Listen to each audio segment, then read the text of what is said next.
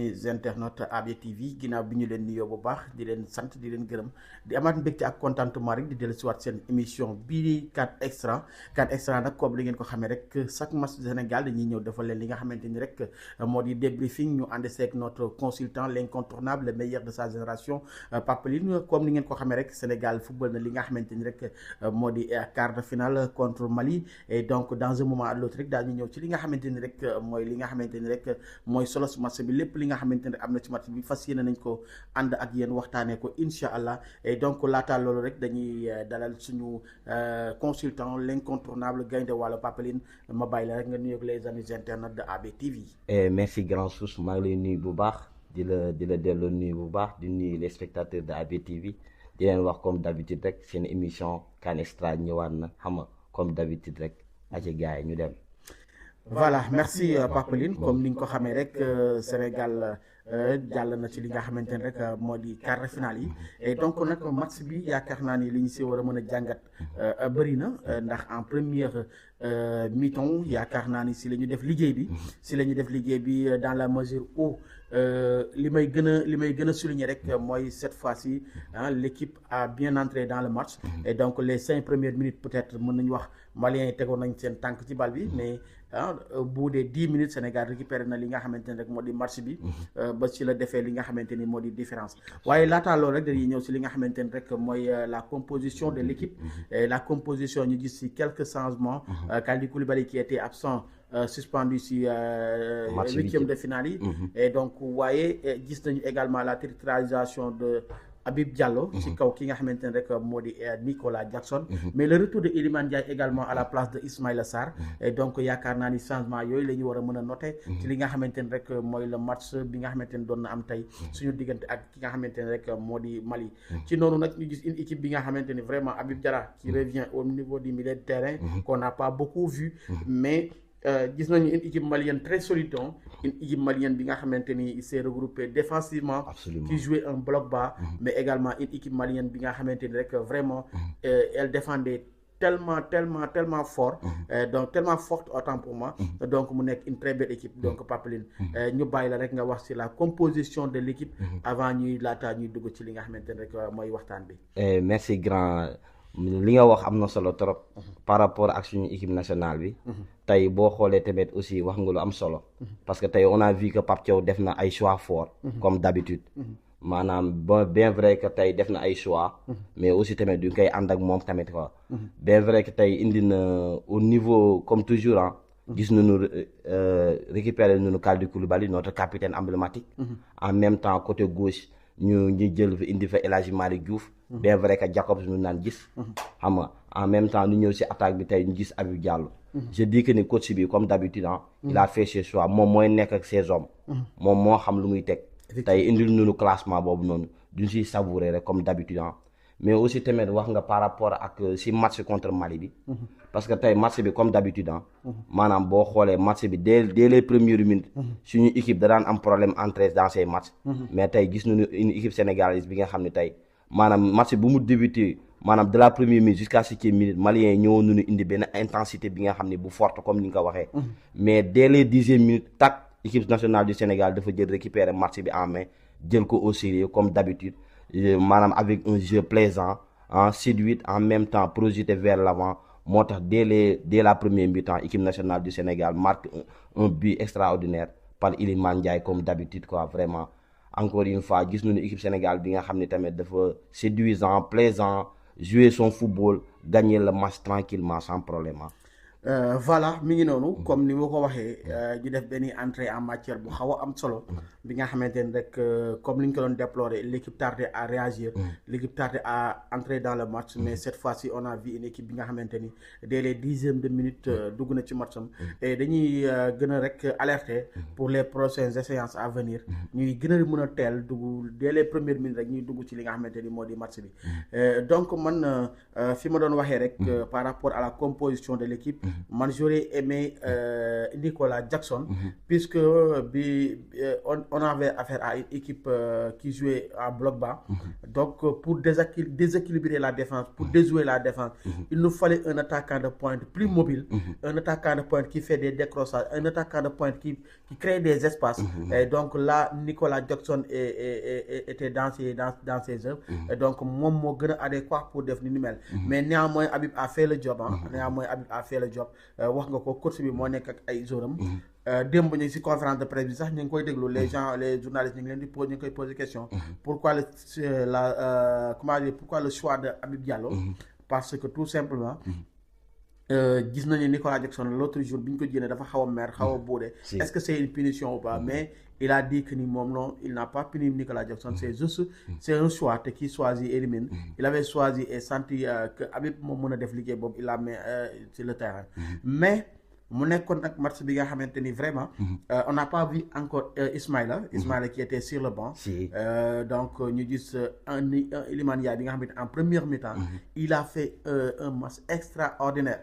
Comme li koy xale yi da waxee rek moom ray rek la deful le latéral de Malien. Donc finalement sax dafa mujjee génn je pense bien. Donc amoon blessure sur li nga xamante ni mooy épaule bi.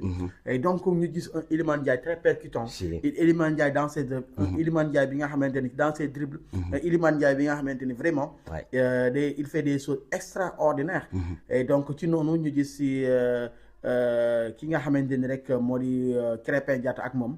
ñu def une combinaison bi nga xamante ni daf leen permettre à ce que ñoom ñaar inde Iliman jox Krépin dialogue Iliman rakatal ko. Krépin daw def centre. Mais il a fallu une faute de main du gardien qui était tellement extraordinaire. Comment il s'appelle? Djigui Diarra. Donc le Malien Djigui Diarra qui faisait un match extraordinaire, un match héroïque, un match XXXL je peux dire. Mais il a fallu dans cette action moo am benn faute de main bi nga xamante ni le gardien bi def na ko. Iliman également avait suivi l'action. Et c'est ça qui est important. Iliman def na passe mais taxul mu bàyyi. Même si que centre bi il n'était pas destiné à lui. Et donc mais il faut noter également Habib Diallo également a fait quelque chose d'extraordinaire. Tey jii bu daloon ci góol bi rek góol bi mën na am coup franc mais il a senti le gardien de but plonger mu tëb jéggi ko.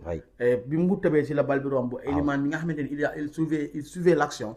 Et donc il n'a qu'à mettre son pied pour faire rentrer le ballon au fond des filets mu nekk 1-0. ci noonu nag dañu gis nag une équipe malienne bi nga xamante ne rek mu gën a jóg gën a teg pression. ci noonu lañu gisee des jeux agressifs. je dis bien des jeux agressifs de la part des Maliens ca noonu sax la ñu jëlee li nga xamante ni moo di carton rouge avec Yves Bissouma mi nga xamante ni il était tellement agité dans le match. Et donc c'était prévisible son carton.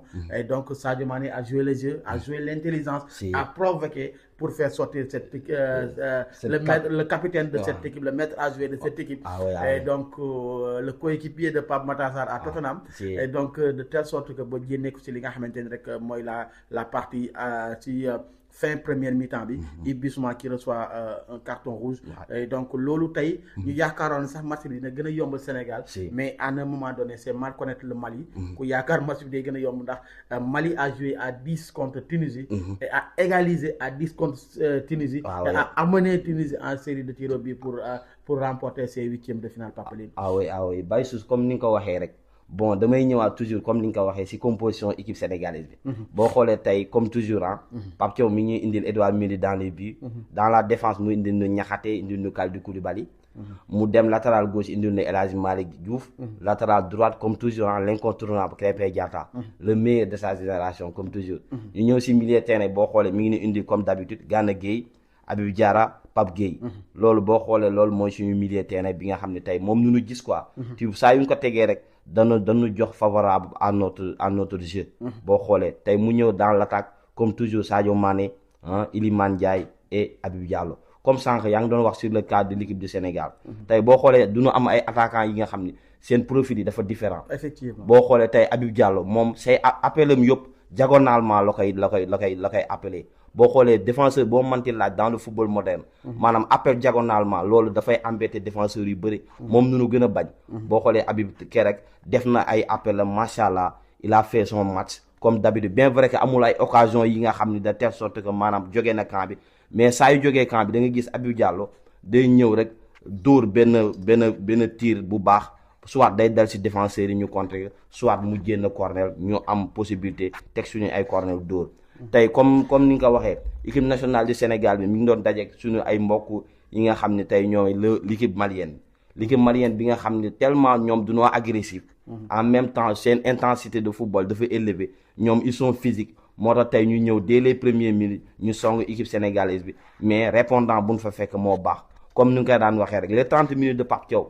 démb alhamdulilah 30 minutes yi favorable na à nous tous parce que boo xoolee tey Sadio dès les minutes maanaam provoqué na Bissouma mu am carton jaune deuxième carton bi Gana ñëw mayaat que Bissouma génne complètement dans le terrain parce que tey loolu mooy suñuy objectif maanaam indi suñu ay problème suñuy adversaire teg leen pression bi nga xam ne de telle sorte ko maanaam saa yu ñu bëggee am ay possibilité rek du ñu kii aussi tamit bàyyi suus da nga am lu nga fàttali lu am solo parce que équipe nationale du Sénégal tey boo xoolee jeu bu garaaw la Pape Thiaw indi parce que boo xoolee équipe nationale buy construire balle en arrière da ngay gis Sadio Mané day coller la ligne Iliman Ndiaye coller la ligne léegi du ñuy may possibilité Krépin Diatta ak Jacobs dugg dans le petit espace boo xoolee waaw absolument waaw El Hadji Malick Diouf maanaam dugg dans le petit espace nga xam ne du ñuy am supériorité numérique moo tax souvent équipe nationale da doon créer ay occasion pas mal di maanaam mais comme ni nga ko waxee rek il bute sur le gardien de but Djigui Diarra un excellent gardien tey moo doon du loon woon moom tey war nañu mën a am 2 buts 3 buts mais match bi noonu la mën a demee un match plaisant une équipe du Sénégal bi nga xam ni parfaite macha allah quoi comme d'habitude. Donc une équipe de Sénégal parfaite, moi je dirais pas parce que je dirais même que c'est l'une de nos pires matchs à mon avis. Et donc mais j'accepte parce que pour les matchs en élimination directe, on n'est pas là pour chercher de beau football. Absolument. Et donc on est en Afrique. Donc l'impact physique, les gens ne te donnent pas d'espace, les gens ne créent pas des espaces pour vous mettre à l'abri. Et donc il y a un impact physique. Et donc sur ce da ngay def benn jeu vertical, jeu direct. Jeu bi nga xamante ni vraiment da ngay mën a def l'essentiel. Et l'essentiel c'était de gagner, passer à l'étape supérieure. Donc les jeunes et Pape Thiaw l'ont bien compris et ils l'ont fait.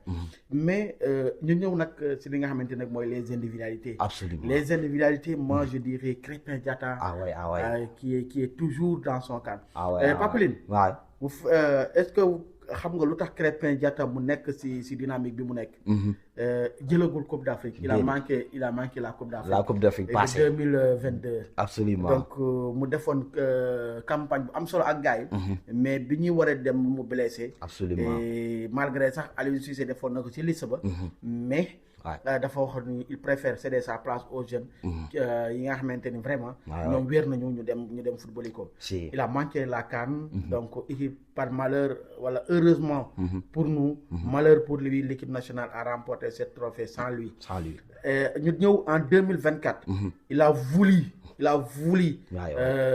prendre la coupe. Absolument. Cette année boobu noonu avec les Lions mais gis nga nu mu mujj demee. Absolument. Après bi mu génnee sax aux zones mixtes gis nga kàddu yi sànni ba mu jëlee suspension. Mais en 2019 la commencé. En 2019 il a rentré en la finale contre l'Algérie. Mais Krépin Diatta a fait un match XXL. Il a manqué la finale encore. Donc mu 2022 ñëwul ak blessure. 2024 il a joué avec le cœur. Mais malheureusement on a tombé sur un pays organisateur bi nga xamante ni vraiment daf ñu éliminer de la compétition. Et cette année-ci Krépin Diatta il vient pour remporter la coupe à son faveur. Et donc raison pour laquelle vous voyez ces belles prestations de Krépin Diatta. Mais surtout les retours. Et c'est lui qui répare tous les dégâts défensifs de la absolument. Bam Sus dagguma la sax tey damay ñëw toujours comme li nga ko waxee rek parce que équipe Sénégal bi tey dafa am ay individualité comme ni nga ko waxee parce que loolu dafa baax ci équipe nationale dafa am ay individualité tey pam mal équipe nationale mën naa la wax ni bon su ne individualité rek mën nañu gagner chaque match war na am benn individualité bi nga xam ne war nañu mën a gagner suñuy match tey Krépin Diatta dama lay wax Baye Sus Krépin Diatta il étudie le football il sait le football il manie le football. Parce que Crépin boo xoolee poste prédilection du latéral droite. Effectivement. Parce que Krépin Diatta c'est un milieu de terrain. Parce que Krépin Diatta moom bokk ni si maanaam waaw mooy excentré. moom bokk ni si les meilleurs joueurs yi nga xam ni maanaam dès le début de sa carrière Krépin da nga ko daan gis xam ni kii nii avenir football Sénégal la te mën na lu muy def. avec sa aisance footballistique. boo xoolee bu contrôler bal bu dugg si milieu terrain buy dagg da ngay xam ne kii nii dafa mën football. moo tax tey comme ni nga ko waxee action de but bi non war na si jàng lu bëri. parce que action de but bi il a commencé par Iliman Ndiaye. il est terminé par Iliman Ndiaye. mais quel appel de Krépin Diatta loolu moo lay wan ne rek Krépin dafa mën football xam na fu muy daw xam na fu muy passe tey Krépin Diatta offensivement défensivement tey boo xoolee tey bien vrai que tey match bi deuxième mi-temps bi amoon na ay errance yi nga wax ni mooy errance défensive bi mais quel xoolal retour Krépin Diatta ay bàyyi suuf nu muy def. Il a réparé tous les dégâts causés par le capitaine. Voilà. Absolument. Parfois même ça, il est en colère, madame, avec ces grands défenseurs là, Kalidou Koulibaly ak Niakhaté. Mais loolu yëpp, c'est-à-dire comme lu ñuy wax rek, madame, elle est collective. Une équipe, elle est collective. Mais la pression, elle est individuelle. Crépin, il est en train de faire un XLL dans ces Coupes d'Afrique des Nations. Maintenant, la wax sax équipe type bi, madame demi-finale bi, Crépin moom nañu war a njëkk a bind turam avant ñuy def keneen quoi. Vraiment, mention spéciale à Krépin Diatta. Mention spéciale. Hein? Mention spéciale à Krépin Diatta, mais également toujours sur les individualités. On ne va pas accentuer uniquement sur l'équipe nationale du Sénégal, mais mettons de l'accent sur la prestation XXXL de Djigui Diarra, le gardien malien. Absolument. Et donc, qui a fait un match extraordinaire. Nul n'était pas Djigui Diarra, donc on pourrait dire que le Sénégal a battu le Mali 3 voire 4 buts à 0, 4 buts à 1, parce que tout simplement, le gardien malien, il était en train de faire son match. Vraiment avec des prises, avec des arrêts, des arrêts décisifs qui pourraient lui-même faire l'homme du match. Absolument. Comme nous l'avons dit, nous avons un Djigui Diarra comme d'habitude. Bien vrai qu'il a commencé très tôt avec les U15 du Mali, mais nous avons un grand Djigui Diarra, il monte en puissance chaque compétition africaine. Boo xoolee Djigui Diarra Baye Souss bien vrai qu'il a fait une boulette boo xoolee bit bi boo muy am maanaam erreur bi si moom la jóge mais après ça il a rectifié tout mais comme ni nga koy waxee rek action bi passé dem na équipe sénégalaise a marqué un but et loolu moo leen handicapé ba Sénégal gagné leen mais on a vu un excellent gardien comme d'habitude il a sorti des arrêts yi nga xam ne décisifs par exemple comme des tirs lointains de Sadio Mané ak Lamine Camara si deuxième mi-temps bi ak face to face bi nga xam ne am na ak Pathé Ciss mu jàpp ak maanaam sec nga xam ne kii nii gardien bu extraordinaire la quoi mën naa wax ni sax il fait partie des meilleurs en Afrique quoi comme on le dit quoi. Il fait partie des meilleurs en Afrique donc ca noonu rek ci la ñuy indi li nga xamante ne rek mooy les remplaçants yi nga xamante ne vraiment ñëw nañu secouer li nga xamante ne rek mooy équipe bi. ñu gis nag sur les remplaçants au niveau du militaire on a sorti Pape Gueye et Habib Diarra. Ces deux joueurs là ont eu li nga xamante ne rek mooy carton jaune bi nga xamante ne vraiment. Nekk na carton yi nga xamante ne rek vraiment xaw nañu tiital tuuti. Et donc raison pour laquelle coach Pape Thiaw yéene na leen. donc mu nekk Pape Gueye et Habib Diarra. Et donc mais également Habib Diallo également. ñu indi Pathé Ciss au niveau de l'entrée-jeu. boole ak ki nga xamante ne rek moo di Lamine Camara. mais quelle entrée de Pathé Ciss. Quelle entrée de Pathé Ciss. Absolument. Malgré il a raté une occasion de but bi nga xamante ni très franche. bi nga xamante ni aurait dû faire la passe. sur Serif Ndiaye. qui marque tranquillement la balle. Mais il a préféré tirer sur le gardien de but. Qui s'interpose et prend tranquillement la balle. Absolument. Donc li gënoon adéquat dans cette occasion de but. Moi c'est de faire la passe retrait à Serif Ndiaye et qui pour mu ñëw dugal bal bi tranquillement. Mais il a été gourmand dans cette action. Mais mine de rien, il a fait une très belle prestation. Jël na coup, toj na, mais il a continué à faire son match. Sur des interventions défensives, sur des interventions offensives, mais également sur des récupérations, sur li nga xamante ne rek mooy box to box yi nga xamante ni gis nañu réussir na ko dans son entrée. Baye Souss comme ni nga ko waxee comme ni nga koy waxee rek maanaam comme ni ngay waxee le choix de Thiawito quoi Pape Thiaw. tey mën naa wax ni maanaam équipe nationale. bien vrai que maanaam individualité bëri na de mais suñu équipe dañoo am lu importance quoi mooy graine bi nga xam ni dafa composer expérience ak jeunesse boo xoolee tey soit Pape Thiaw yi boo xoolee deuxième mi-temps tak maanaam si l'équipe na marche day def ay changement vite fait parce que tey comme ni nga ko waxee Habib Diarra ak Pape Gueye dès le deuxième mi-temps du ñoo am carton boobu noonu handicap la te boo xoolee match bi lu tax ñu am carton match bi moo ko wade parce que équipe malienne bi dafa physique dafa ñëw indi intensité au milieu du terrain boo xoolee ñoom sax match bi defuñu XXL mais parce que équipe malienne bi moo demee noonu mais maanaam war nañu gën a gis Habib Diarra dans ses formes en même temps Pape Gueye maanaam muy jógee surface adverse duñu mën duñu dugalal ay bit mais boo xoolee boo Pathé Ciss ñëwee macha allah Pathé man moom xam naa ko yow xam nga ko parce que Pathé mi ngi nekk championnat Espagne di jouer ak ay Real Madrid di jouer ak ay waaw doo fu waaw kuy marqué Bellingham di marqué ay Pedri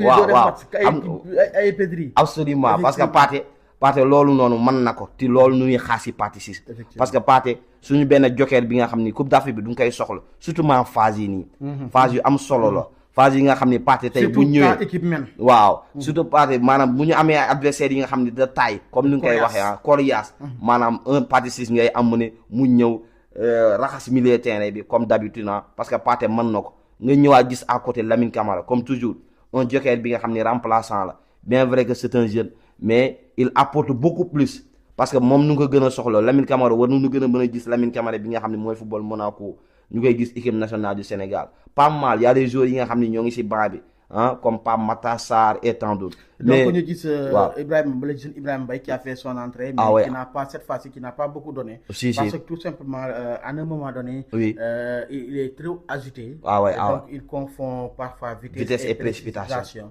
et donc gis nañ ne meeku nañ ci son entrée mu nekk un jour bi nga xamante ne vraiment il nous satisfait absolument de ses rentrées mais démb également gis nañu mu jël benn carton mu mettre carton bu xaw a inutile bi nga xamante ni également jël nañ ko ces cartons yooyu tam aussi tamit dañ koy xaw a moytu sinon rek mën nañu indil jafe-jafe comme Baye Su li nga wax nii par rapport ak carton jaune yi parce que mën naa la wax sa arbitre bi dafa xaw a sévère de trop quoi mais carton yooyu noonu Ibrahima Mbaye laalu sax joueur bi quoi mais carton yooyu noonu war nañu ko mën a éviter quoi parce que ñoo ngi jëm si ay phase yi nga xam ne maanaam waaw bu sonn parce que boo cumuler de carton rek beneen match bi doo jouer te il nous reste 2 matchs demi-finale finale bëgg ñun suñu joueurs yi gën a bàyyi ci xel xam ni bon match yi nii match à élimination directe la ñu wàññi faute yeeg yooyu noonu puis ñuy dem rek Sénégal di gën a am ndam ñuy am ndam ba finale incha allah comme ni nga koy waxee quoi. Et donc comme ni nga ko waxee rek il nous reste 5 minutes de l'émission.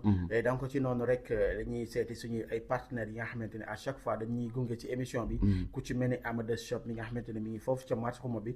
di jaay li nga xamante ne rek mooy habillement maillot daw leen wuti seen maillot ci Amadou Shop waaye également dem leen ngeen sañse si sa foofu ca Amadou Shop. donc mu nekk foofu ca marché xuma jàkkaarloog pharmacie bi nga xamante ni rek mooy pharmacie Khadim route nationale numéro 2 beneen ba ca des rek. di les arts créatifs rigueur et efficacité donc ñoom également lépp luy sérigraphie rek ñoom ñoo koy def fii si Richard Toll mooy yi ñu sol bi ñu sol tey jii ñoom ñoo ko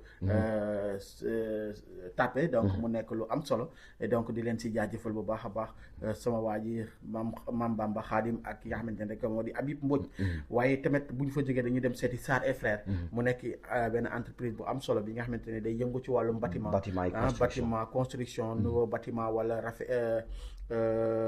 réfection bâtiment et donc ñoom it lu ci gën a neex rek chaque fois ma wax ko mën nañ la liggéey une semaine nga door a génne li nga xamante ne rek moo di avance et donc ñooñu également ñi ngi ànd ak ñun boobu ba léegi si émission bi Sarr et Frères daw leen ngeen seeti leen ñoom ñëpp seen ay numéro daañu leen affiché si le bas de l'écran waaye également notre sponsor bi nga xamante ni yàgg na ànd ak ñun muy Fall Génération Communication donc Cheikh Fall le PDG ñu ngi leen di jaajëfal bu baax a baax ci jàpp ak topp bi ngeen ñuy topp si seen émission bi di CAN Extra donc ñu dem xool publicité bi rek te ñëwaat dellu si waat si li nga xamante ni rek moo di émission CAN Extra. Fall Général Communication Amadou Shop Sarr et Frères les arts créatifs rigueur et efficacité ñoo leen di may seen émission CAN Extra. voilà merci beaucoup chers amis internautes comme ni ngeen ko gisee rek ginnaaw ba ñu jegee si li nga xamante ni rek moo di service commercial et donc di jaajëfal ñëpp di amaat mbégte ak contentement Papa Line maintenant ñu dem demi-finale tey ñu war a xaar diggante Côte d'Ivoire ak Égypte Papa Line selon toi ban moo la gënal. man Baye comme ni nga ko waxee rek maanaam tey ñoo ngi si boo xoolee ñun maintenant nous sommes fait partie des meilleures équipes d'Afrique parce que ñoo ngi si dernier carré bi parce que objectif bi loolu la woon Sénégal dugg si dernier doguma la Papa Line gis nga quart de finale ñi ko waroon ñëw rek ñoo fi ñëw absolument Coupe d'Afrique bi dafa am logique de telle sorte que oui c'est-à-dire ñi waroon ñëw si quart de finale ñoo ñëw ñoom rek ñooy ñëw moo tax tudde woon favori yëpp doon ñëw duñu ñëw sauf Mali bi nga xam ne dafa def surprise ñëw gagné série de pénalty Égypte Sénégal Nigéria ouais ils étaient tous favoris absolument Cameroun waaye comme ni nga ko waxee rek tey ñoo ngi ci dernier carré bi instant bii mën a bàyyi su mën naa la wax ni bon Sénégal amul kenn ku muy tiit quoi effectivement parce que tey ku ñëw baax na mais on reste humble maanaam sur les équipes adverses bien vrai que tey ñoo ngi jàngaarloo maanaam ñaari équipes yu joué tey muy entre Côte d'Ivoire ak Égypte des équipes yi nga xam ne xam nañu leen bu baax yàgg nañu daje ci ay compétition mais mën naa la wax ni ku ñëw baax na quoi on reste humble on est dans le dernier carré on prépare notre match de demi-finale à Tanger comme toujours ah boo xoolee sax waaw dafa am solo parce que Tanger ñuy footballé suñuy match yëpp ba final bi après ñu déplacé capitale marocaine bi j'ai incha allah final bi te incha allah bëgg naa final bi moom yàlla nañu fa yóbbu si jàmm ba ñu loolu quoi parce que match boobu noonu war nañu fa mën a dem quoi yóbbu ñu fa ñu jouer final bi incha allah gagné ko quoi PDG bàyyi su mën naa la comme ni ma la ko doon wax boo waaw PDG bi ñuy bàyyi boo xoolee début bi waaw parce que war nañu mën a dem Maroc quoi PDG dañu bàyyi xel PDG yóbbu ñu Maroc dem tournée boobu CAN bi parce que man ak yow dès le début de la CAN pourtant ñoo ngi ko doon wax suñu ay wax même suñu spectateur war nañu si bàyyi xel daan naa la wax ni Sénégal a les armes qu'il faut pour accéder dans le dernier carré de cette compétition aujourd'hui on l'a fait maintenant ça reste 2 matchs ces 2 matchs là c'est la demi-finale et la finale te Inch'Allah si Dieu le veut Inch'Allah le Sénégal accédera en finale et Inch'Allah pourquoi pas gagner notre 2e étoile. En tout cas l'objectif c'est de jouer les 7 matchs d'abord. Absolument. Et quand on parle de jouer les 7 matchs c'est-à-dire c'est accès à la finale. ah ouais mu nekk une chose bi nga xamante ni ñun ñoo fay yóbbu suñu bopp ñun ñooy wane njàmbaar ñun ñooy wane fulla ñun ñooy wane fayda liy wax tax ñu yóbbu là nag quand on accède à la finale on va aller prendre notre 2e étoile. Absolument. Si une fois accéder à la finale, oui, nous allons prendre notre 2e étoile. Parce que tout simplement, l'envie est là. La détermination, elle est là. Comment dirais-je, l'engagement, il est là. Absolument. Donc tout le est là. Nous avons toutes les matières qu'il faut. Tous les matières, je dis bien qu'il faut.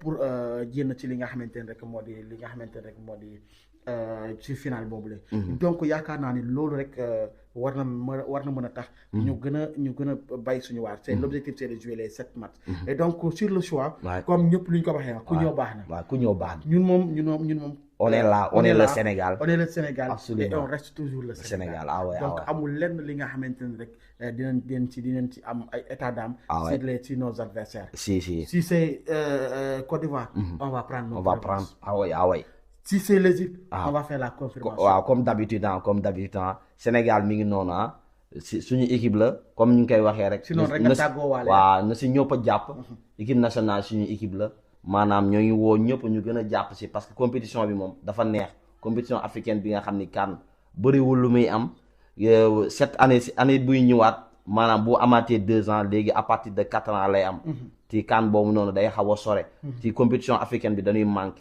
parce que c'est l'une des compétitions yi nga xam ni mooy les plus grandes compétitions du monde Coupe d'Afrique des Nations di nga fa gis culture di nga fa gis art di nga fa gis lépp li nga xam ni maanaam waaw football wane na ko rek mooy loolu quoi mais comme ni nga ko waxee Baye Souss merci encore une fois ci émission bi di wax téléspectateurs yi ABTV seen émission la CAN Extra comme d'habitude ñu ñaanal équipe nationale ba finale acca gaay jaajëf.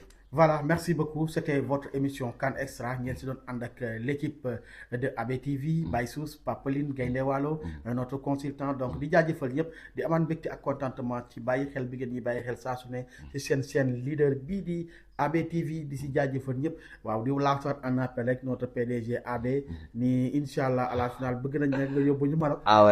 foofu émission bi incha allah yal na ko yàlla def. yàlla na Sénégal accéder à la finale. ànd ak l'équipe de CAN Extra. dem tourner foofu émission bi yàlla mën na ko yàlla nañ ko yàlla defal.